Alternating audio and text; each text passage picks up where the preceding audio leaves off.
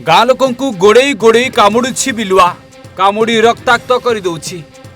एबे बिलुआ को देखि गाँ लोके पूरा आतंकित अवस्था रही। बिलुआ आक्रमण में हाथीओटो पंचायतर बहु ग्रामर लोके एभली आहत होइछन्ति। आ ब्रह्मपुर एमकेसीजी को स्थानांतर होई एबे चिकित्सित होउछन्ति। पोलोसरा ब्लॉक अंतर्गत हाथीओटो पंचायत रे गतकाली राति रे किछि बिलुआंक उत्पात एमिति जे जीए शुणुछि सी भय करुछि। कारण गोटे राति रे एका समय रे बहु लोकंकु बिलुआ आक्रमण करिछि गोड़े गोड़ी, जहाँकि समस्त को आश्चर्य करुछि।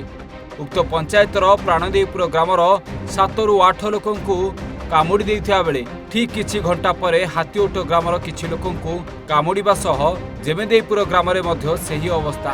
तो एमानक मध्यरु प्राणदेवपुर ग्रामर समस्त को आम्बुलांस माध्यम रे निकटस्थ पोलोसरा गोष्ठी स्वास्थ्य केन्द्र रे चिकित्सित करा जाउछि। ते पाणीपागर परिवर्तन हेबा सह लगातार वर्षा जोगु एभली कुआडे बिलुआ माने गाँ भितर को प्रवेश करुछन्ति एभली किछि बुद्धिजीवी कहउछन्ति। कौन कहबे आगे आपन कोन चबे बिलुआ चबे केते बोल 3टा।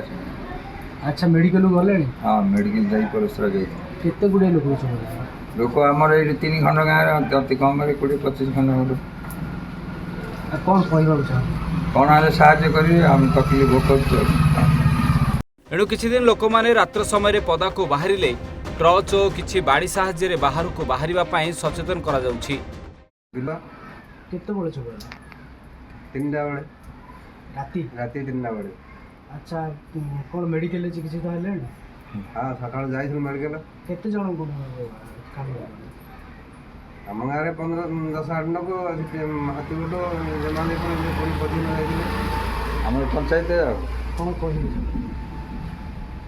कौन कौन साहाय्य करेंगे कौन खेती बन कम करेंगे कह कौन। पोलोसरारो बसंत कुमार साहू को रिपोर्ट, ओडिशा भास्कर।